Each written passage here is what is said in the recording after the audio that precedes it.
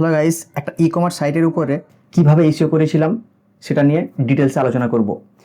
ওই সাইটটা monthly around 70,000 এর মতো ইনকাম করছে। আপনি এই ইনকামটা দেখে অবাক হয়ে যাবেন। ওই সাইটটা কিন্তু মোস্টলি সার্চ ইঞ্জিন থেকেই ট্রাফিক পাচ্ছে। তো মোস্ট অফ দ্য টাইমস আমরা দেখেছি এই রকম ই কমার্স সাইটের ক্ষেত্রে পেড মার্কেটিংই সব থেকে ভালোভাবে মানে প্রফিট জেনারেট করে দেয়। কিন্তু যখন এই ক্লায়েন্টের উপর আমরা এই সাইটের উপরে যখন এসইও স্টার্ট করেছিলাম, তখন সাইটে কিন্তু অতটা ভালো মার্কেটিং করা হয়নি, মানে অর্গানিক্যালি সেরকম ট্রাফিক পাচ্ছিল না। তো সাইটের ওনারের সঙ্গে যখন আমরা কথা বললাম, তার এসইওর গ্রোথটা কতটা আপনার প্রফিট বাড়াতে পারে সেই বিষয়ে কথা বলার পর তাকে যখন আমরা কনভিন্স করেছিলাম, তো তার রেজাল্ট কিন্তু আপনারা এখানে দেখতে পাচ্ছেন। তো আমি আপনাদেরকে লাইভ গুগল অ্যানালাইটিকের স্ক্রিনও দেখাবো, আর এর সাথে সাথে আমরা কি কি করেছি সেটা নিয়েও ডিসকাস করব। আর সব থেকে ইম্পর্ট্যান্ট ব্যাপার হচ্ছে, আপনি যখন কোনো ক্লায়েন্টের সাইটের উপর কাজ করবেন, সেটা হতে পারে কোনো ই কমার্স সাইট কিংবা কোনো লোকাল কোনো কোম্পানির সাইট হোক কিংবা অনলাইনের যে কোনো সাইটের উপরই হোক, তো আপনি সর্বপ্রথম কোন জিনিসগুলোর উপরে সর্বপ্রথম নজর দেবেন। তো চলুন আমরা দেখে নিই যে এই সাইটটার উপরে আমরা ঠিক কিভাবে কাজ করেছিলাম। তো ভিডিওটা শুরু করার আগে এখানে আমরা গুগল অ্যানালাইটিকের একটা লাইভ রেজাল্ট দেখতে পাচ্ছি। এখানে দেখুন মোটামুটি যে স্টার্টস আছে আপনার এখন অ্যাক্টিভ ট্রাফিক কিন্তু 7টা। আমি একটু পেজটা রিলোড করে দেখাই আপনাদের। তো এই পেজটা রিলোড করলেও কিন্তু আপনি ওই একই ট্রাফিকই দেখতে পাবেন। তো দেখুন মোটামুটি 6টা থেকে 7টা ট্রাফিক অলমোস্ট এখানে সবসময় শো হয়, মানে এই সাইটটা একটা খুব ভালো পজিশনে পৌঁছেছে। আচ্ছা, এখানে যদি একটু নিচে আসি তাহলে দেখুন মোটামুটি লাস্ট 30 ডেজের কিন্তু ইনকাম এখানে শো হচ্ছে $73,000। এটা কিন্তু অনেকটাই মানে হাই অ্যামাউন্ট। আচ্ছা, এখানে এখানে দেখতে পাচ্ছেন যে এই যে অর্গানিক রেজাল্ট, মানে মোস্টলি কিন্তু সার্চ ইঞ্জিন থেকেই ট্রাফিকটা পাচ্ছে। আর এখানে ডিরেক্ট ট্রাফিক দেখাচ্ছে, মানে এই সাইটের ব্র্যান্ডের কিন্তু খুব ভালো একটা আমরা ভ্যালু ইনক্রিজ করেছিলাম, যে কারণে কিন্তু এই প্রোডাক্টটা এই ব্র্যান্ডকে সার্চ করেই কিন্তু মোস্টলি প্রোডাক্টটা বিক্রি হচ্ছে। সেই জন্য কিন্তু এখানে দেখতে পাচ্ছেন মোটামুটি ভালো অ্যামাউন্টের একটা ব্র্যান্ডেবল ট্রাফিক কিন্তু ডিরেক্টলি পাচ্ছে। আচ্ছা, এর সাথে সাথে আপনি দেখুন ইমেলে অল্প একটু মার্কেটিং করা হয়েছে। আর এখানে যদি আমরা একটু দেখি রেফারেল, আচ্ছা, তো মোটামুটি মোস্ট অফ দ্য ট্রাফিক কিন্তু সার্চ ইঞ্জিন থেকে এখানে দেখা যাচ্ছে। আচ্ছা, এবারে আমরা একটু দেখে নিই যে এই অ্যাকচুয়ালি এই সাইটের উপরে কিভাবে কাজ করেছি। এখানে সর্বপ্রথম যে স্টেপটা আমরা ফলো করেছি সেটা হচ্ছে কি প্রবলেমটা ফাইন্ড আউট করা। একটা সাইটের উপরে যখন এসইও করব, সেই সাইটের এখন অবস্থায় কীরকম তার অর্গানিক র্যাঙ্কিং স্ট্যাটস আছে, মানে তার কিওয়ার্ড ঠিকঠাক অপটিমাইজেশন আছে কি, সে কি ঠিকঠাক ক্যাটাগরিতে তার কিওয়ার্ডগুলো টার্গেট করছে, তার ই কমার্স সাইটের জন্য ক্যাটাগরিটাকে কতটা অপটিমাইজ করেছে, সে কি কি কিওয়ার্ডগুলোকে কোন কোন প্রোডাক্টের ভিতরে টার্গেট করেছে, এবং আর ভালো ভালো কিওয়ার্ড আছে কি, তার সাইলো স্ট্রাকচারটা কেমন, সে টপিক্যাল অথরিটিটাকে কিভাবে ইনক্রিজ করতে পেরেছে। এইরকম যত রকমের ইস্যু থাকার থাকে আর কি, সেগুলোকে আমরা ফাইন্ড আউট করেছি। তারপরে হচ্ছে আমরা আমাদের কাজটা স্টার্ট করেছি। তো ইস্যুগুলোকে যখন গ্যাদার করেছি, তারপরে ক্লায়েন্টকে আমরা ওটা সেন্ড করেছি যে আপনার সাইটে এই প্রবলেমগুলো আছে। তো এটা আমরা মোটামুটি 3 থেকে 4 মাসের উপরে কাজ করার পর একটা ভালো রেজাল্ট দেখতে পেয়েছি। আচ্ছা, এরপরে আমরা দেখব প্রবলেমগুলো অ্যাকচুয়ালি ছিলটা কি সাইটটার ভিতরে। প্রথম যে প্রবলেমটা আমরা দেখেছিলাম সাইটের স্ট্রাকচার। তো সাইটের স্ট্রাকচারটা ঠিক এরকম ছিল, মানে ধরুন ওই যে প্রোডাক্টটা বিক্রি হতো সাইটের উপরে, হোম, মানে আমরা মোস্টলি দেখি যে আপনার মেনু বারেতে হোম থাকে, তারপরে প্রোডাক্ট, তারপরে হচ্ছে কন্ট্যাক্ট আস, অ্যাবাউট আস, এরকম জাস্ট একটা বেসিক মেনু ছিল, মানে ওই ক্যাটাগরিটাই ছিল আর কি। তা ওই স্ট্রাকচারটা কিন্তু খুব একটা ভালো ছিল না, মানে ওটা পোটেনশিয়াল খুব ভালো ছিল, সে কারণে স্ট্রাকচার কিন্তু খুব একটা ভালো ছিল না। সেই জন্য আমাদেরকে ভালো স্ট্রাকচার তৈরি করতে হয়েছিল। স্ট্রাকচারটা কিভাবে তৈরি করেছিলাম সেটাও আপনাদেরকে একটা মোটামুটি ওভারঅল আইডিয়া আপনাদেরকে দিয়ে দেবো। তাহলে হবে কিনা, আপনি যখন আপনার ক্লায়েন্টের সাইটের জন্য কাজ করবেন, ইজিলি বুঝতে পারবেন যে আপনি ওই রকম কিভাবে স্ট্রাকচার তৈরি করতে পারবেন। আচ্ছা, এরপরে আমরা দেখেছি যে যেসব কিওয়ার্ডগুলো টার্গেট করেছে, জাস্ট বেসিক সেট কিওয়ার্ড বলতে পারেন, মানে কোনো রকম লং টেল কিওয়ার্ড নয়, কোনো লেজার টার্গেটেড কিওয়ার্ড নয়। আর আরেকটা সব থেকে ইম্পর্টেন্ট ব্যাপার হচ্ছে, এই সাইটটা টপিক্যাল অথরিটি ইনক্রিজ করার জন্য আমরা কিন্তু তার ইনফরমেশনাল কিওয়ার্ডগুলোকেও ভালোভাবে টার্গেট করেছি। তো সেটাও আপনাদের সঙ্গে ডিসকাস করব যে ইনফরমেশনাল কিওয়ার্ডগুলোকেও কীভাবে আমরা টার্গেট করতে পারি একটা ই কমার্স সাইটে। আচ্ছা, থার্ড যে প্রবলেমটা ছিল, ইস্যুর অনেক রকম এরর আছে। যেমন ধরুন ইউআরএল স্ট্রাকচার যেগুলো হয়, তারপরে ইন্টারলিঙ্কিং, কিওয়ার্ডকে ঠিকঠাক করে অপটিমাইজ করা, কোন পজিশনে কিওয়ার্ডগুলোকে ইউজ করা। তো এই জিনিসগুলো কিন্তু খুব ইম্পর্টেন্ট একটা ফ্যাক্টর। আর সব থেকে বড় ব্যাপার হচ্ছে এই যে ইন্টারলিঙ্কিং ব্যাপারটা। ইন্টারলিঙ্কিং কিন্তু একটা সাইটের গ্রোথটাকে অনেকটা দূর পর্যন্ত এগিয়ে নিয়ে যেতে পারে। যদি আপনি সঠিকভাবে ইন্টারলিঙ্কিং না করেন, তাহলে কিন্তু আপনার পোস্ট যে নতুন পেজ কিংবা ক্যাটাগরি আপনি তৈরি করবেন না, সেগুলো ইন্ডেক্সিংয়ের প্রবলেম হতে থাকবে। সেই জন্য আমি অলওয়েজ সাজেস্ট করি ইন্টারলিঙ্কিংটা খুব ভালোভাবে করার। তো বেসিক ইন্টারলিঙ্কিং একটা হয়, আর একটা হচ্ছে অ্যাডভান্স লেভেলের। তো আমি ওভারঅল একটা আপনাকে আইডিয়া দেবো যে আপনি অ্যাডভান্স লেভেলের ইন্টারলিঙ্কিং কিভাবে করতে পারবেন। আচ্ছা, এরপরে আমরা সলিউশনটাকে কিভাবে দিয়েছি, এখানে তার একটা ওভারঅল স্টেপ আমি আপনাদেরকে বলে দিই। সর্বপ্রথম হচ্ছে আমরা multi level site structure create করেছিলাম। তো আমি এক্সাম্পলে আপনাদেরকে সব দেখাবো যে এটা কিভাবে করেছিলাম। আচ্ছা, তো একটু একটু করে আপনাদেরকে এখানে একটু বলতে থাকি। আমরা এখানে একটু দেখে নেব, এটা কিন্তু একটা এক্সাম্পল সাইট। এই সাইটটা খুব ভালো একটা পজিশনে মানে টার্গেট করছে। জানি না এটার কতটা ট্রাফিক আছে, তো মোটামুটি সাইটের স্ট্রাকচার দেখে বোঝা যাচ্ছে এটা একটা ভালো পজিশনেই আছে আর কি। তো আমি একটা এক্সাম্পলের জন্য এই সাইটটাকে নিয়েছি। এখানে যদি সর্বপ্রথম আমাদের লক্ষ্য করতে হয়, সেটা হচ্ছে কি সাইটের স্ট্রাকচারটা কিভাবে মানে করা হয়েছে। সিমিলার ওয়েতে আমরা কিন্তু সাইটের স্ট্রাকচারটা ক্রিয়েট করেছিলাম। মানে এখানে দেখুন মেন কিন্তু নিচ হচ্ছে আপনার লং। আচ্ছা, আমরা একটু দেখে নিই। আচ্ছা, এটা হেয়ার। আচ্ছা, এটা কিন্তু হেয়ার ক্লক ক্লিপের উপরে টার্গেট করা হয়েছে। মানে আপনার যদি নিচ হেয়ার ক্লক ক্লিপ হয়, আপনাকে দেখতে হবে হেয়ার ক্লক ক্লিপের উপরে আপনি কিভাবে টপিক্যাল অথরিটিটা ক্রিয়েট করতে পারবেন। তো টপিক্যাল অথরিটিটাকে ক্রিয়েট করার সব থেকে ভালো উপায় হচ্ছে আপনাকে কিন্তু সলিড একটা সাইলো স্ট্রাকচার ক্রিয়েট করতে হবে। এখানে দেখুন হেয়ার অ্যাক্সেসরির ভিতরে বিভিন্ন রকমের হেয়ার ক্লিপ নিয়ে আলাদা আলাদা করে পেজ বানানো হয়েছে। আচ্ছা, তারপরে কালেকশনেতে আপনি দেখতে পাচ্ছেন বিভিন্ন রকম ক্যাটাগরি অনুযায়ী কালেকশন ক্রিয়েট করা হয়েছে। যেমন ধরুন লাক্সারি বেস, তারপর হচ্ছে crystal hair, wedding hair, girls hair, pearl hair, এই ধরনের যে অ্যাক্সেসরিজগুলো হচ্ছে, সেই অ্যাক্সেসরিজের ভিতরে কিন্তু ওই যে হেয়ার ক্লিপগুলো আছে না, টার্গেট করা হয়েছে। আচ্ছা, এরপরে দেখুন আবার হেয়ার টাইপ অনুযায়ী টার্গেট করা হয়েছে। বুঝতে পারছেন? এই দেখুন fine hair, long hair, short hair.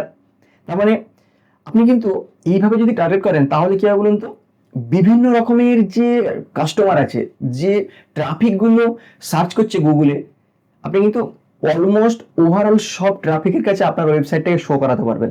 আরে গুগল কিন্তু এটাই চাই। আপনি কিন্তু পার্টিকুলার একটা টপিকের উপরে যদি আপনার ওয়েবসাইটটার অথরিটি তৈরি করতে চান, তাহলে কিন্তু খুব বেশি অথরিটি ক্রিয়েট করতে পারবেন না। কারণ আপনাকে দেখতে হবে এই হেয়ার ক্লিপের উপরে আপনি ম্যাক্সিমাম কত কি কভার করতে পারবেন, তবে কিন্তু আপনি আপনার কম্পিউটার থেকে আগিয়ে থাকতে পারবেন, রাইট? তো সেই জন্য আপনাকে সিমিলার ওয়েতে আপনার এই কম্পিউটারগুলোকে রিসার্চ করে সলিড একটা সাইলো স্ট্রাকচার ক্রিয়েট করতে হবে। মানে ধরুন আপনার ধরুন হেয়ার পিন কিংবা হেয়ার ক্লিপ হোক, তো হেয়ার ক্লিপটাকে নিয়ে আপনাকে কিন্তু ফার্দার রিসার্চ করতে হবে যে ওই হেয়ার ক্লিপের আন্ডারে আর কি কি লং টেল কিওয়ার্ড হতে পারে। যেমন ধরুন ফাইন হেয়ার ক্লিপ, কিওয়ার্ডটা ঠিক এরকম হতে পারে যে hair clip for fine hair হলো। এরপরে ফাইন হেয়ারের ভিতরে কিন্তু আবার অনেক কিওয়ার্ড হতে পারে। যেমন আমি যদি এখানে একটু দেখি,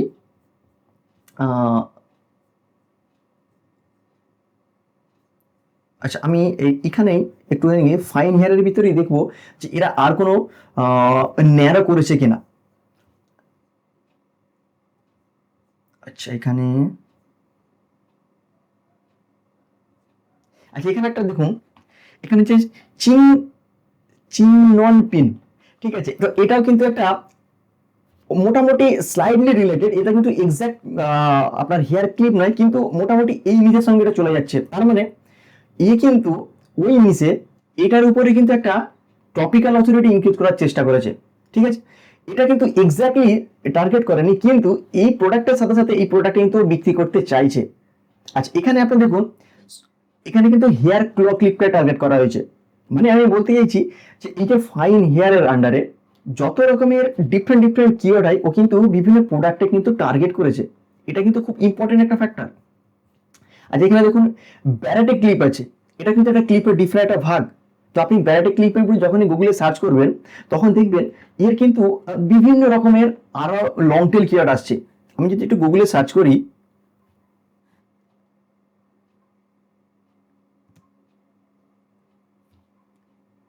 আচ্ছা এখানে দেখুন ব্যারাটে ক্লিপ আর কার্লি হেয়ার, এটাও কিন্তু আপনার একটা ক্যাটাগরি হতে পারে, কিবা একটা কোনো প্রোডাক্টকেও আপনি টার্গেট করতে পারেন। আচ্ছা, ব্যারাটে হেয়ার ফর কার্লি হেয়ার বিভিন্ন রকমের কিন্তু আপনি এখানে ক্লিপকে টার্গেট করতে পারবেন। এখানে দেখুন বিভিন্ন রকম মানে হতে পারে, সেটা কোনো মেটালের হতে পারে, কিবা হতে পারে কোনো কালার বেসিস, কিবা হতে পারে কোনো সাইজ বেসিস। তার মানে বুঝতে পারছেন এক একটা ক্যাটাগরির উপরে আপনি কিন্তু মাল্টিপল কিওয়ার্ডকে টার্গেট করতে পারবেন মাল্টিপল প্রোডাক্টের উপরে। তো এইরকম ভাবে যদি আপনি না করেন, তাহলে হবে কি, আপনি কিন্তু সেই একটা সিঙ্গেল টপিকের উপরে কিন্তু স্টিক হয়ে যাচ্ছেন। তারপরে আপনার কিন্তু টপিক্যালজিটা ইনক্রিজ হবে না, আর এটা কিন্তু ইম্পর্টেন্ট একটা ফ্যাক্টর। তো সর্বপ্রথম কিন্তু আপনাকে এইভাবে কিন্তু একটা সাইলো স্ট্রাকচার ক্রিয়েট করতে হবে। আচ্ছা, এরপর আমরা একটু দেখবো কিওয়ার্ড রিসার্চটা কিভাবে করতে পারা যায়। আচ্ছা, তো কিওয়ার্ড রিসার্চটা আমি এখানে অ্যাডভান্স লেভেলে এখন দেখাবো না যে কিওয়ার্ড রিসার্চ আমরা কিভাবে করি। কিওয়ার্ড রিসার্চটা কিন্তু যখন আমি কিওয়ার্ড রিসার্চের উপরে অ্যাডভান্স ভিডিও বানাবো, তখন কিন্তু আমি ডিটেলসে বলতে পারবো। আপনি যদি চান যে কিওয়ার্ড রিসার্চের উপরেও এইভাবে একটা ভিডিও বানাই, তাহলে অবশ্যই আমাকে কমেন্ট করে জানান, আমি কিন্তু এর উপরে অবশ্যই ভিডিওটা বানাবো। আচ্ছা, কিওয়ার্ড রিসার্চটা ঠিক এইভাবে হবে, যেমন এই যে একটু আগে আমরা দেখলাম না কার্লি হেয়ারের উপরে কিংবা ব্যারাটি ক্লিপের উপর আমরা দেখলাম, তো এই সাথে সাথে দেখুন একটা গুগল সাজেস্ট করছে।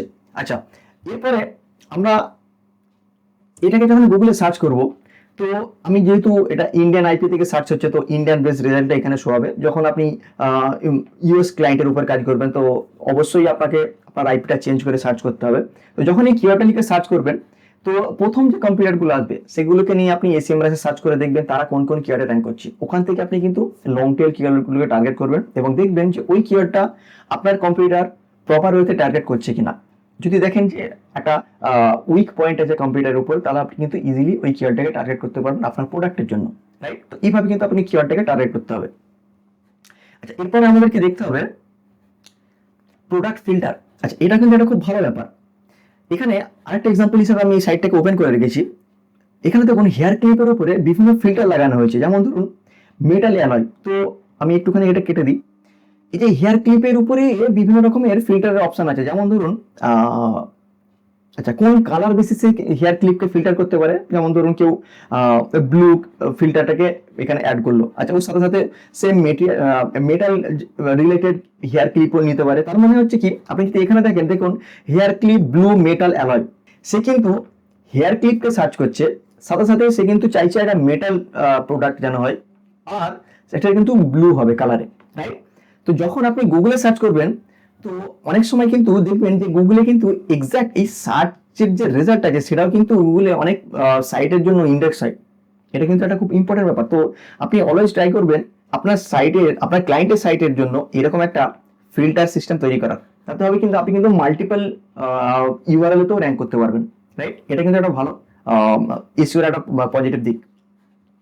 আচ্ছা, এরপর হচ্ছে অ্যাডেড সেকশন ফর কন্টেন্ট। আচ্ছা, এখানে এটা কি হয়েছে, এই সাইটটা যদি আমি আরেকবার ফিরে যাই, এখানে দেখুন এই সাইটটার মানে এই যে ক্যাটাগরিটা কিংবা এই যে প্রোডাক্ট পেজ আছে, এই প্রোডাক্ট পেজ আমরা মোস্ট অফ দ্য টাইম কিন্তু জাস্ট এইটুকু ইনফরমেশন দেখি, প্রোডাক্টের জাস্ট একটা ইনফরমেশন, তার ছবি, অ্যাড টু কার্ট, বাস এইটুকুই শেষ। কিন্তু এখানে কিন্তু আরো অনেক ভালো ভালো ইনফরমেশন অ্যাড করার অপশন আছে। তো আমি সাজেস্ট করবো আপনি কিন্তু এই অপশনটাকে অবশ্যই ইউজ করবেন এবং ওখানে আপনি চেষ্টা করবেন যে এখানে কোনো কাস্টম কোনো সেকশন অ্যাড করা যায় কিনা। তাহলে হবে কিনা, আপনি ওখানে কিন্তু আর একটা ভালো ইনফরমেশন দিয়ে আপনার যে কিওয়ার্ড গুলো আছে সেটাকে টার্গেট করতে পারবেন, রাইট? আচ্ছা, এখানে আপনার যদি আমরা ক্যাটাগরি গুলো দেখি, এটা দেখলাম আমরা প্রোডাক্ট বেস করে, রাইট? এখানে প্রোডাক্টে কিন্তু হ্যান্ডমেড মিনি প্যালেট, এইটাও কিন্তু একটা কিওয়ার্ড, রাইট? এই কিওয়ার্ডটাও কিন্তু সে এইভাবে খুব স্মার্ট ওয়েতে টার্গেট করছে। এটা কিন্তু এমন নয় যে একটা লং টেল কিওয়ার্ড পেয়ে গেলেন, সেই কিওয়ার্ডটাকে আপনি এখানেই টার্গেট করছেন, এর সাথে সাথে আপনি এখানেও টার্গেট করছেন, আবার এখানেও টার্গেট করছেন, আচ্ছা এখানে টার্গেট করছেন, ম্যাক্সিমাম যত জায়গা পাচ্ছেন সব জায়গাতেই আপনি টার্গেট করছেন। না, ওইভাবে আপনি টার্গেট করবেন না, আপনাকে কিন্তু দেখতে হবে আপনার আর কি কি রিলেটেড কিওয়ার্ড আছে, সেগুলোকে আপনি এইভাবে টার্গেট করতে পারবেন। এখানে দেখুন hair clip for long hair, এই এত বড় লং টেল কিওয়ার্ডটাকে সে কালেকশন পেজে টার্গেট করেছে। এখানে প্রথমে প্রোডাক্ট শো করিয়েছে, শেষে আপনি দেখুন এই কিওয়ার্ডটাকে কিন্তু খুব ভালোভাবে টার্গেট করছে। আর সব থেকে মজার ব্যাপার হচ্ছে কত সুন্দর ইন্টারলিঙ্কিং করেছে দেখুন। এখানে লং হেয়ার ক্ল এই কিওয়ার্ডটার সঙ্গে আর একটা নিচে দেখতে পাচ্ছেন প্রোডাক্টটাকে ইন্টারলিঙ্কিং করেছে, এর সাথে সাথে আর একটা কিন্তু প্রোডাক্টটাকে ইন্টারলিঙ্কিং করেছে এই সেম প্যারাগ্রাফ থেকে। এটা কিন্তু অবশ্যই একটা গোল্ডেন অপরচুনিটি। আপনি এখান থেকে অনেক ভালো ভালো আপনার কিওয়ার্ডগুলোকে টার্গেট করতে পারবেন। আর এইভাবে ইন্টারলিঙ্কিং করার ফলে আপনার কিন্তু ওভারঅল সাইডের স্ট্রাকচারটা কিন্তু খুব স্ট্রং হয়ে যাবে। গুগল কিন্তু ইজিলি আপনার সাইটকে ক্রল করবে। আর এইভাবে ক্রল করলে কি হবে, গুগলের ক্রলিং বাজেটটাও কম হবে। মানে একটা সাইটকে, একটা পেজকে যদি গুগল ক্রল করে, দেখুন এর সাথে সাথে কিন্তু এই দুটো পেজকে গুগল বুঝতে পারছে, তার মানে গুগলে কিন্তু ক্রল বাজেট কম হচ্ছে, রাইট? এটা কিন্তু একটা ইম্পর্টেন্ট ব্যাপার। আচ্ছা, এরপর হচ্ছে সিমান্টিক ইন্টারলিঙ্কিং। আমি অলরেডি ডিসকাস করে ফেলেছি সিমান্টিক ইন্টারলিঙ্কিংটা কি। মানে এই যে সাইটটা যে দেখতে পাচ্ছেন লার্জ শেয়ার ক্লিপ, এই যে কিওয়ার্ডটা আছে, এই কিওয়ার্ডের সঙ্গে এক্স্যাক্টলি রিলেটেড যে আরেকটা পেজ, সেটার সঙ্গে একটা সিমেন্টিক্যালি রিলেশন রেখে কিন্তু একটা ইন্টারলিঙ্কিং করা হয়েছে। তো আপনি চেষ্টা করবেন জাস্ট একটা কোনো কিওয়ার্ডের উপরে জাস্ট ইন্টারলিঙ্কিং না করে দেওয়ার, রাইট? আপনার কিন্তু দেখতে হবে যে আপনি যে কিওয়ার্ডটা ইউজ করছেন, সেই কিওয়ার্ডটার আপনি অন্য যে সাইটে, অন্য যে পেজের ইউআরএলটার সঙ্গে অ্যাটাচ করাতে চাইছেন, যে ইন্টারলিঙ্কিং করাতে চাইছেন, সেটার ভ্যালু কিন্তু একটা ভালো থাকা দরকার, রাইট? এরপরে হচ্ছে ফাইনালি আমরা যেটা করেছিলাম আউটরিচ ব্যাকলিং। তো যেহেতু এটা একটা ই কমার্স সাইট, এখানে কম্পিটিশন অনেক বেশি ছিল, সেই জন্য আমরা কিন্তু কিছু সাইটের উপরে আউটরিচ করেছিলাম। আউটরিচ করার পর সেখান থেকে কিছু সলিড ব্যাকলিংস ক্রিয়েট করেছিলাম, যার ফলে কিন্তু ভালো একটা পজিটিভ গ্রোথ দেখতে পেয়েছি। তো এইরকম ভাবে যদি আপনি আপনার ক্লায়েন্টের সাইটের জন্য কাজ করেন, তাহলে আমি আপনাকে গ্যারান্টি দিচ্ছি খুব ভালো একটা রেজাল্ট পাবেন। আর সাইটের উপর কাজ করতে করতে যদি কোথাও আপনার প্রবলেম হয়, তাহলে অবশ্যই আমাকে জানাবেন, আমি কিন্তু আপনাকে অবশ্যই হেল্প করব। আর এই ভিডিওর নিচে অবশ্যই কমেন্ট করে জানাবেন যে এই ভিডিওটা আপনাকে কেমন লাগলো। যদি আপনাকে ভালো লেগে থাকে তাহলে অবশ্যই একটা লাইক করুন। আর যদি আপনি এইরকম রিলেটেড আরো অনেক ভিডিও চান, যেমন ধরুন কিভাবে সাইলো স্ট্রাকচার ক্রিয়েট করবো, কিভাবে কিওয়ার্ড রিসার্চ ক্রিয়েট করবো, আউটরিচ কিভাবে করব, তাহলে অবশ্যই আমাকে কমেন্ট করে জানান। আমি ফিউচারে এই ভিডিওগুলোকে আপনাদের জন্য ক্রিয়েট করে দেবো। সো দেখা হচ্ছে পরের ভিডিওতে।